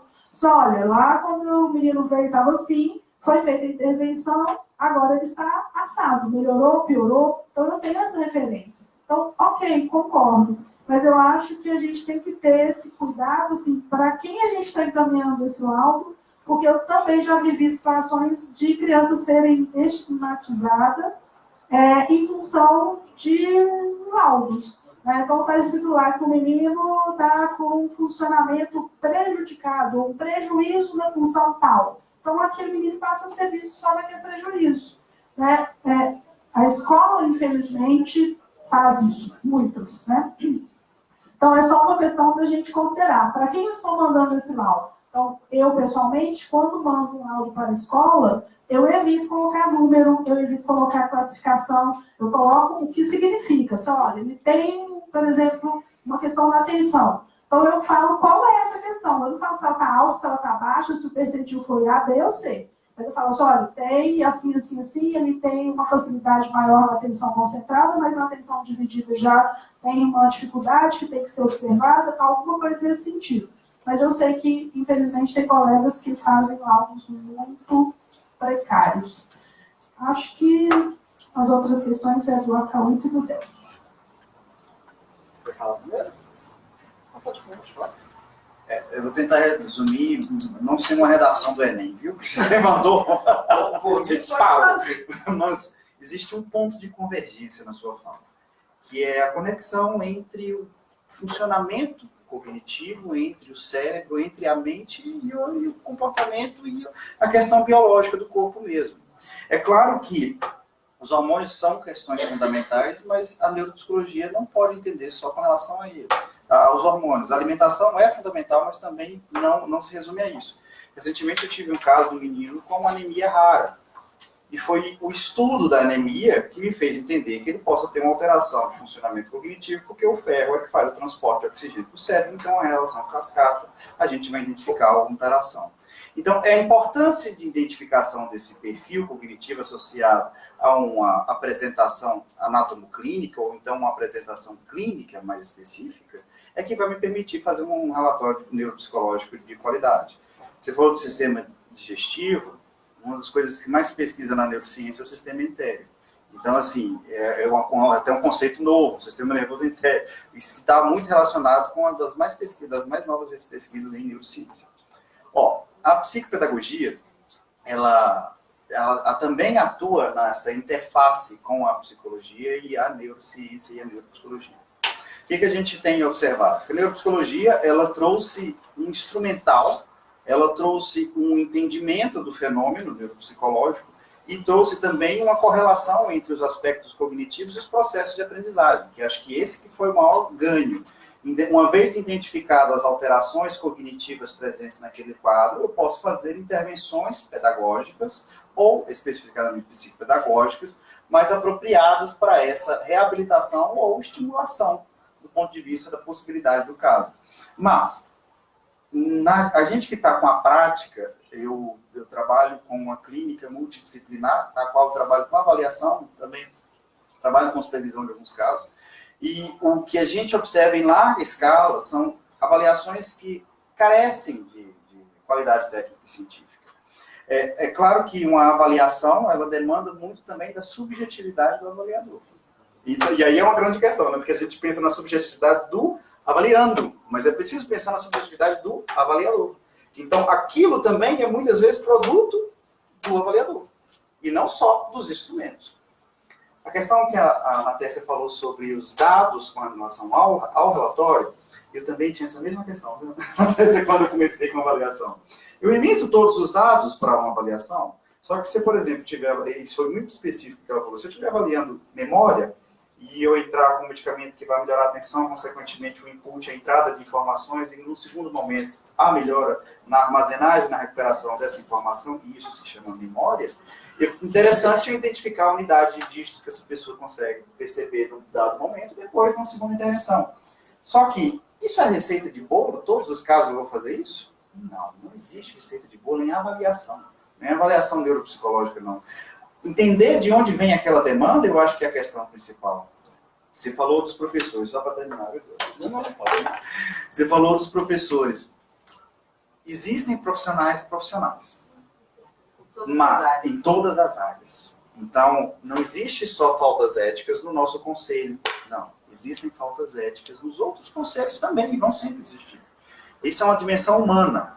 A questão é que eu penso que o professor, ele é a linha de frente, muitas vezes, do encaminhamento para um diagnóstico, do encaminhamento para um processo de intervenção. Então, daí, quando eu trabalho com o professor, e eu trabalho diretamente com os professores, eu falo, a responsabilidade que está na mão de vocês é muito grande, porque vocês estão lidando com questões em que, se não for a percepção de vocês para identificar e encaminhar, a vida desse menino pode ser comprometida. Por quê? Muitas vezes a família não tem esse grau de instrução. Ou então tem, mas não tem questões específicas envolvendo isso. Ó, uma outra coisa que eu queria falar só do ponto de uma pincelada, qual seria o futuro da avaliação psicológica e neuropsicológica? Quem viver verá. Mas existe um ponto de convergência. Estamos ganhando qualidade nos instrumentos, estamos ganhando responsabilidade e temos que ganhar confiabilidade. Acho que essa é a fala. Por quê? Nós fomos questionados no passado se os nossos instrumentos, se o nosso processo avaliativo, ele era um processo científico. E ele é. E tem que permanecer sendo. Permanecer sendo significa atuar para que isso seja. Isso é uma demanda que a gente tem que lutar. É isso que eu queria propor. É uma maior ativação da nossa área com relação a esse campo de atuação, que é uma das maiores com relação à empregabilidade da nossa área. A avaliação psicológica, ela é o cargo-chefe de muitos empregos da nossa função enquanto psicólogo. Então, por que não lutar por isso? Né? Bom, então só pegando aí o gancho do nosso colega, né? Você pergunta, né, justamente isso, o destino, né, da avaliação, e eu acho que a gente tem que lembrar esse percurso histórico que nós tivemos, né? Na minha formação, eu formei antes, né, da questão lá dos SATEPs e da regulamentação, então, dos testes. Então, eu me recordo muito bem, eu acho que na tese também, da saída de vários outros instrumentos que a gente tinha, assim, confiava nesses instrumentos como FDdignos, né, o Vartec, né, então, assim, vários outros que a gente... Oi? Denver, né? Então, assim, vários que a gente achava, assim, que a gente fazia mesmo uma avaliação. E com a entrada, então, né, dos satélites, quanto da validação dos testes, da questão da amostragem, onde que tomou isso para a realidade brasileira, né, foi um caos, né? Então, nessa época, eu me recordo, assim, né, que nós ficamos quase sem chão. Por quê? Nessa época ainda, a gente era mais um testólogo, né? Não tinha a dimensão que a avaliação psicológica hoje tem, né? Que nos vários campos aí, né? Que até aproveitando sua fala, né? Não é só a avaliação psicológica, tem todos os contextos, né?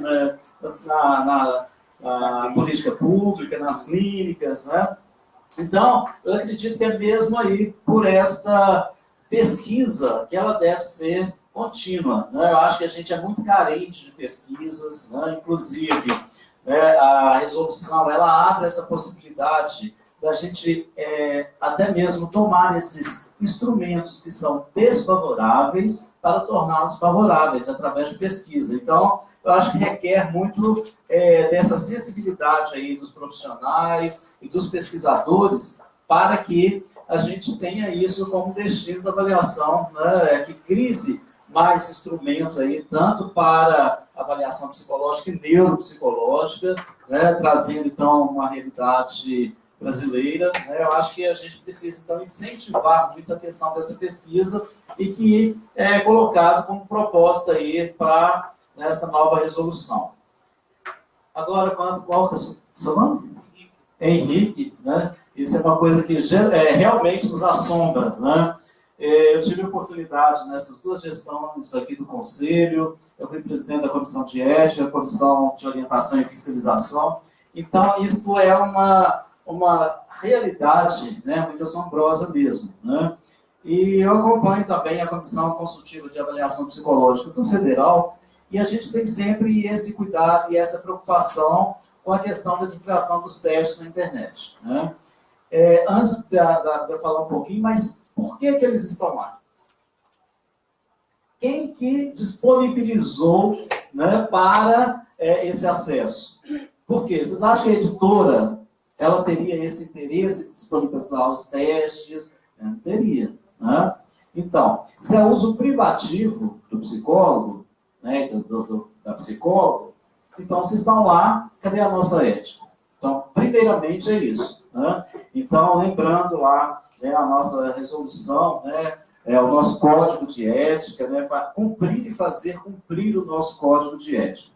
Então, cabe aqui representações e denúncias. Mas, quando isso chega para a gente lá na orientação e fiscalização, então na ética, como que é feito? Geralmente, são sites, né, que geralmente através do Google a gente busca, né, a CCAP lá do Federal, busca reunir com o Google e fazer a retirada desses testes que são de uso privativo, tá? Mas só que eles brotam em outro local. Até na Deep Web. Você vai lá, retira, você vai lá e avalia que é retirado. Mas aí aparece, ele brota num outro local. Né? Por quê? Eles acham que, eles defendem que é um domínio público. Né? Então, existe aí uma questão que é muito complicada, essa divulgação e essa retirada dos testes. E o que a gente tem lutado, então, para aqueles testes que são de uso privativos, que eles sejam retirados. Né? Então, a gente está nesse pé atualmente. Mas que não é fácil, não. Né? Então, no YouTube, né, a gente vê aí como realizar os testes, não só a divulgação do teste em si, mas como, né, você obter o melhor desempenho em cada um deles. A gente tem o Palográfico, a gente tem o Rocha, né, então vários outros que a gente, né, se a gente for falar, a gente fica a noite toda aqui, né, com essa divulgação. Mas é lógico que a gente tem essa preocupação e esse cuidado, né, mas só que a gente não tem esse poder de... a CCAP, todos os dias, eles entram, né, no site lá para ver onde que estão. Mas eles vão mudando. Né? Uma coisa que, como eu disse, eles vão brotando em outro local. Mas que reforço aqui a questão da ética profissional. Se eles estão lá, né, o que aconteceu? Quais foram os desvios éticos que eles aparecem lá? Tá? Então, isso aí é uma coisa que realmente preocupa.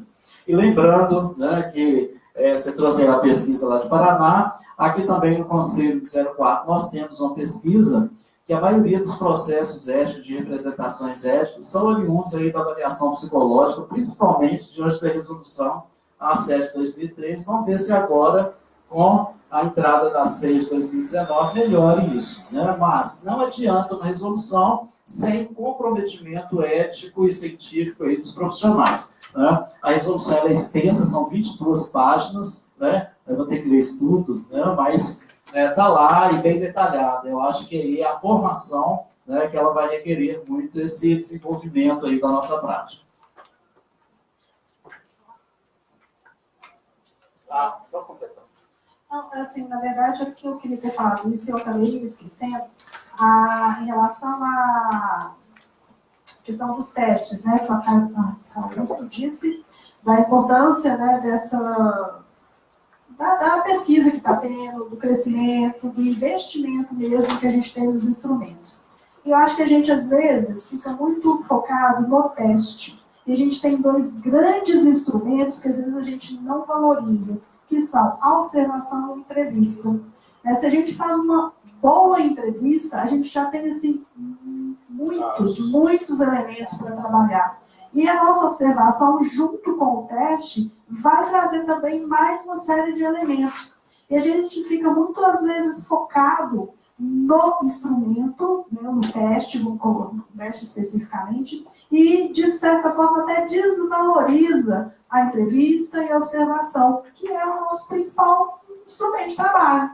Então, eu acho que a gente tem que desenvolver melhor essas habilidades de observação e de entrevista, para, junto com o instrumento, ampliar a nossa possibilidade de um trabalho mais bem feito, com ética e com responsabilidade.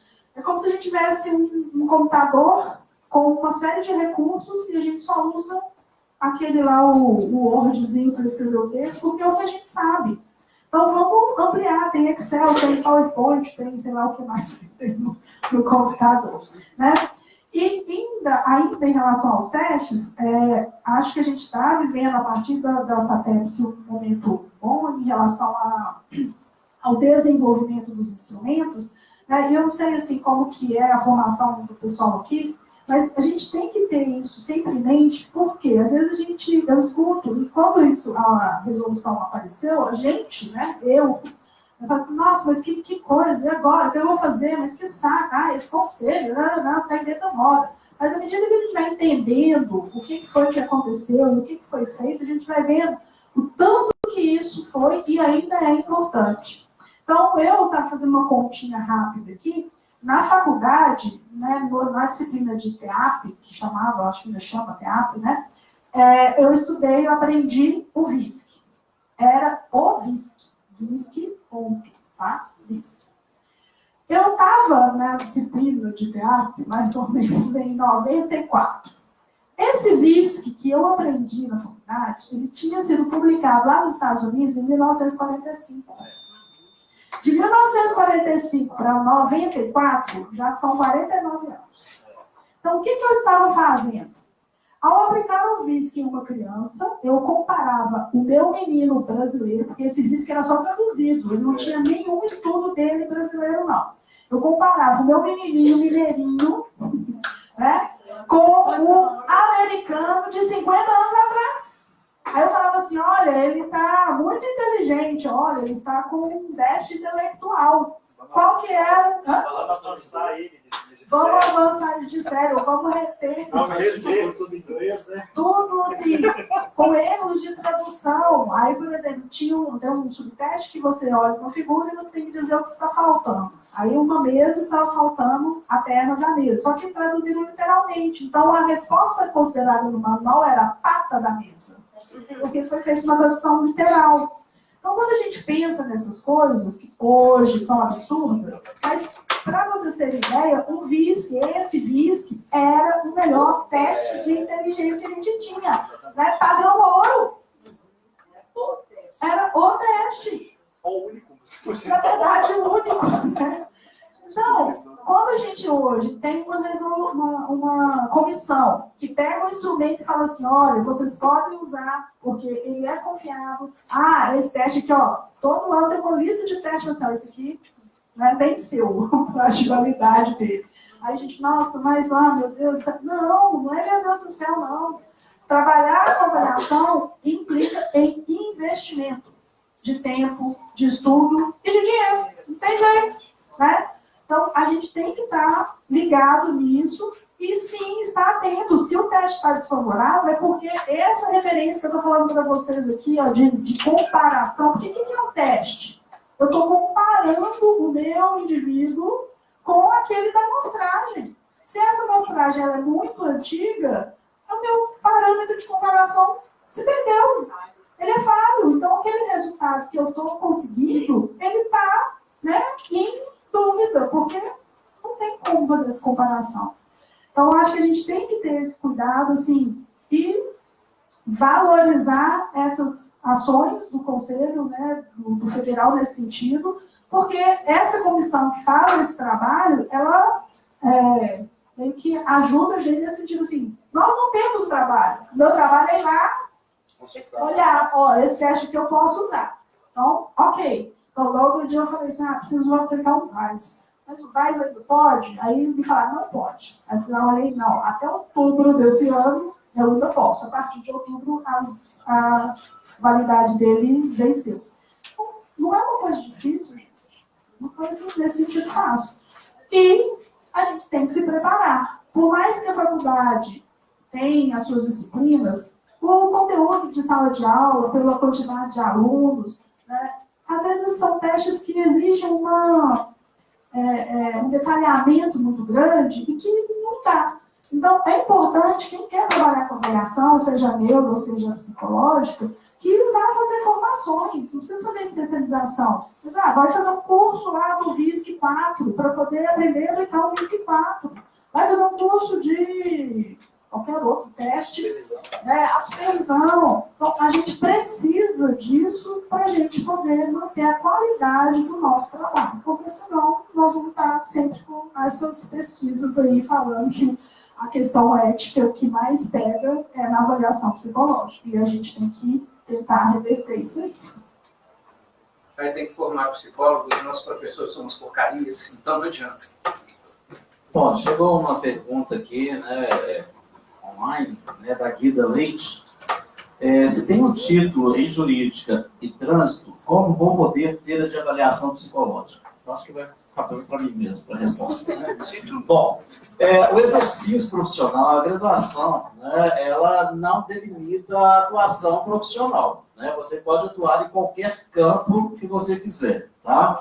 Agora, conforme a nossa resolução do título de especialista, que o próprio nome já diz? É uma especialidade. Né? Então, garante ali que você obtenha até 2 especialidades, porque senão já vira generalista. Né? Então, 3, 4. Então, isso aí, né, não vai te dar ali, né, uma referência quanto à especialidade. Então, você não pode ter esses 3 títulos. Né? O que vai ser mantido, 2 títulos de especialista. Tá? Por quê? A atuação pode ser em qualquer área, como eu já disse, tá? Mas só que na sua carteira de identidade profissional, você pode ter ali até 2 títulos. Então, no caso aí, né, ou retira um, né, no caso, né, que já tem jurídica e trânsito, né, para colocar a nova, aí, que é a avaliação psicológica, vai ficar a critério, né, se vai querer ou não esse título. Tá? Mas que continua aí, são 2 títulos na carteira, né, de identidade profissional. Só uma coisinha que a Natécia e o Delcio falaram, e eu fiquei pensando aqui. O melhor teste psicológico e neuropsicológico é o psicólogo. Quando que ele é acurado, certo, impreciso? Quando ele é bem formado, que é o que a Almeida estava falando. Então, em última análise, é o que eu volto para a história. A história da psicologia, da avaliação psicológica, fala por que hoje nós temos essa configuração. Porque nós já fomos questionados. Essa questão da cognição, de comparação de médias de coeficientes de inteligência, isso é um fenômeno que a gente observa no mundo inteiro chamado efeito Flynn, ou efeito Flynn, que os testes de QI eles se tornam defasados ao longo do tempo. Por que eles se tornam defasados ao longo do tempo? Porque existe um enriquecimento ambiental muito grande, o aspecto cognitivo ele não é um construto duro, então ele passa a ser volátil com relação à estimulação, e as pessoas passam a ter maior capacidade de resolução de problemas comparados ao histórico pregresso delas. Então, acho que esse entendimento dinâmico da avaliação psicológica e biopsicológica, é isso que nós estamos propondo aqui hoje. Então, diante disso, sabendo que os instrumentos eles podem ser prescritos, ser imprecisos, não adequados a algumas situações, como é que eu vou avaliar? Isso até a Meire falou aquele dia, né? Como é que eu vou avaliar uma pessoa, a cognição de uma pessoa com deficiência visual? Que bacana. Como é que eu vou avaliar a questão de uma pessoa de memória com deficiência auditiva? A nota técnica. Exatamente. Que vai construção e adaptação. Já saiu. Já saiu. Semana passada. Semana passada, até fala sobre ela. Nossa, eu já falei que eu falo das documentações. Mas então, se existe uma demanda de psicologia, eu, somos a representação mais próxima do nosso conselho. Então, nós temos que ter a orientação de fiscalizar, orientar os colegas, os outros profissionais, e contribuir para a regulamentação dessa atuação profissional. É isso que eu estou falando. Se tem uma demanda, nós somos a representação mais próxima do conselho. Temos que lutar por isso. Um medicamento, para ser liberado, ele passa por N testes, uma fiscalização, uma comprovação científica e uma confirmação de que aquilo ali não oferece risco ou risco mínimo à população. Por que o teste não precisa ter isso? Por que o diagnóstico não precisa ter isso? Acho que é uma questão a se pensar. Né? Agora, falar da nota técnica, que é muito importante. Só lembrando aqui, né, que saiu uma nota técnica semana passada sobre a construção e adaptação e estudos de equivalência de testes psicológicos para pessoas com deficiência. Né? Então, é muito importante também que a gente tenha aí ciência e aproprie, né, desse conhecimento aí quanto a essa adaptação e o uso, os recursos que nós temos. Tá? Aqui, eu gostaria também, antes do pessoal sair, que preenchesse aí a avaliação do evento, que é muito importante para a gente. Ok? Temos mais alguma pergunta? Sem ser pergunta, pode ser comentários. Vocês podem mandar esses trecos aí pra gente? Porque eu já ouvi pedindo para mandar esses slides e nunca mandaram. A comissão vai mandar e nunca manda. A comissão só tem direito a partir de que a gente é liberado para isso. Entre em contato com a gente. O seu WhatsApp. Você tem meu WhatsApp? Vamos lá. Boa noite. Eu queria fazer só uma colocação em referência ao conjunto de informações que foram imputadas a nós essa noite, que muitas das vezes, como vocês falaram, o problema não está no que está sendo aplicado, mas em como está sendo aplicado.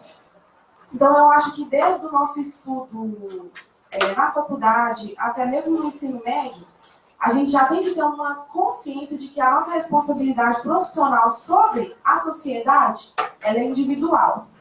Então, se um professor faz o trabalho dele mal feito, ele vai influenciar no teste psicológico lá na frente de outro profissional. Porque é um conjunto multicurricular, né, multiprofissional, que forma todo um pacote. Então, eu queria só agradecer a colocação de todos vocês essa noite, porque foi muito bom para mim e acredito que para todos aqui. E reforçar isso, que o problema não está no que nós estamos aprendendo, mas em como nós estamos absorvendo o que nos está sendo dado. Porque oportunidade nós temos muitas, né, diante a sociedade, e nós temos que aperfeiçoar o nosso conhecimento para que nós possamos fazer a diferença não só na psicologia aplicada nos testes educacionais, mas também os clínicos, os forenses, os jurídicos, que fazem toda a diferença na formação de um indivíduo correto na sociedade. Obrigada. Bom, eu que agradeço, né? É muito importante essa contribuição que você traz e esse alerta.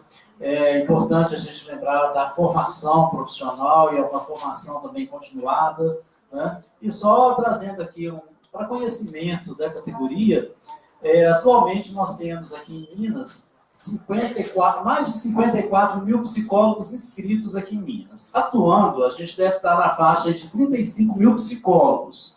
E sabendo, né, que a avaliação psicológica ela não se resume à testagem, que qualquer um pode trabalhar aí com a avaliação psicológica, então realmente é uma questão que remete muito a esse desafio que a gente tem dessa fiscalização, de uma orientação, né, e trabalhar mais nesse aspecto ético, porque realmente não é fácil, a gente conta aqui com 6 subsedes, né, para atender aí a esses 35 mil psicólogos atuando, né, então realmente não é fácil, e aquelas pessoas, quando chegam para uma orientação e fiscalização, pelo menos estão demandando conhecimento. Pior aquelas que não querem nem conhecer, né, e que não se importam com isso. Mas muito bem lembrado, né, porque a formação ela requer realmente, né, esse desafio, a responsabilidade social que a gente tem, né, para o cidadão. Só comentar assim, que tem essa questão que você colocou, mas uma coisa como professora, né, que eu via, e eu acho que isso não deve ter mudado tanto, assim, infelizmente, a área da avaliação, seja orientação, ou diagnóstico, qual for, ela não é valorizada pelos próprios alunos. Então, a aula de terapia, a aula de orientação profissional é a chata, é a ruim, é que dá trabalho, detestar, a aula de teste, Então, assim, só uma escalação que eu me recordei, eu dei aula na PUC um tempo como substituta, e era essa peleja, né? Aí eu falava com os meninos, assim, gente, presta atenção, aproveita, vocês já estão, né, pagando por isso. Depois, vocês vão precisar fazer cursos fora, e vocês vão aprender no curso que vocês estão tendo a oportunidade de aprender aqui. Aí, passados uns anos, já não dava mais aula na PUC e tal, estou dando um curso de psicodiagnóstico lá em Vitória, no Espírito Santo, aí chegou um rapaz, oi, professor, a senhora lembra de mim? Eu olhei e falei, eu lembro, assim, da carinha, eu lembro. Assim, pois é, você roubou uma praga na gente. Eu não valorizei as suas aulas e eu estou aqui agora. Eu falei assim, pois é, e assim, o que eu estava dando no curso era exatamente o programa que era da disciplina de teatro na época, que era a disciplina de psicodiagnóstico. Não tinha muita diferença em relação ao conteúdo. Então, eu acho que tem uma questão da formação, sim, do professor, da faculdade, da carga horária, mas também tem uma questão do aluno que não sei aí por que motivo. Preconceito. Mas por que o preconceito, né? Uma vez eu vi uma professora da PUC falando que a própria PUC empurra as pessoas para a clínica. Tem pessoa que chega lá querendo fazer social, mas ela empurra a pessoa para a clínica. E quando eu lembro que na Fafiche, o pessoal falava mal demais de teste. empurra, né? Eu acho que a própria Ela falou característica que que nós tínhamos antes, ela né? Que falou a que- psicologia era muito voltada para a clínica, né? E não entendendo que a clínica ela compõe a avaliação psicológica, né? Então, realmente, né, eu tive a oportunidade também de trabalhar na docência com avaliação por muito tempo, e é justamente isso que a Anatécia está trazendo, né? Nossa, era difícil mesmo, né, que os alunos não estivessem atentos, ou que gostassem, já ia para dizer, é só ver, só teste, né? Como se o teste, ou a avaliação no psicodiagnóstico, as entrevistas, né, tudo que compunha ali, né, um procedimento, né, de uma avaliação, não era muito bem aceito, né? Era aceito, né, as questões mais clínicas, né? E eu acho que justamente isso tem que mudar, né? Esse conceito de avaliação psicológica está criando mesmo uma outra expectativa mesmo, né, nessa construção aí, né, quanto saindo desse modelo que a gente tinha um tempo anterior. E tem uma outra coisa também, né, Deus? Que além desse preconceito histórico que sempre existiu com relação à avaliação psicológica, ainda tem um preconceito histórico com relação à testagem psicológica. E com a compreensão de que a testagem psicológica se resume à avaliação psicológica. E isso não é uma condição sine qua non. Exatamente. Eu posso utilizar instrumentos dentro do meu contexto clínico. E é extremamente recomendável, porque te permite diretrizes terapêuticas, mapeamento de habilidades a se desenvolver, que outras técnicas não permitem. Então, essa necessidade de que o psicólogo precisa ter a compreensão de que na formação, a instrumentalização, tem um livro do Pasquale que fala sobre isso, a instrumentalização psicológica. O teste é um instrumento psicológico. Ele vai auxiliar a sua prática clínica, sua elaboração de diagnóstico, sua elaboração de conduta terapêutica, sua sugestão a outros profissionais, e isso não se restringe à avaliação psicológica ou neuropsicológica. Entender essa questão como dinâmica, temporal e flexível. Acho que essas são as 3 palavras. Retomando aqui, né, que a gente sabe muito bem que a psicanálise ela vê a avaliação, mas pensando na psicanálise, ela não faz uma avaliação quando você está lá em entrevistas preliminares, isso não é um tipo de avaliação? Isso de personalidade não tem uma contribuição muito grande da psicanálise? Da psicanálise, né? Então, assim, aquelas pessoas que... Histórica, graduam em psicologia, mas que vão para um atendimento clínico na psicanálise, né? Ela não acredita mesmo na avaliação, e isso aí são critérios que podem contribuir negativamente para o conceito do que realmente é avaliação, porque eles estão fazendo uma avaliação, não era um atendimento clínico. Né? Você falou dinâmica temporária, o que mais? Eu não lembro. Flexível. Na pedra, não. Bom, gente, mais alguma questão, alguma pergunta, alguma contribuição? Bom, então nós vamos dar aí para o encerrado. Gostaríamos de agradecer mais uma vez a presença de vocês, né, aqui, né, a Caildo e a Anatécia, pela contribuição, né, e reiteramos aí o convite da participação da Psicologia em Foco e das comissões que a gente tem aqui no Conselho, tá? Tenham todos e todos uma boa noite, né? Obrigado. Obrigado, um abraço.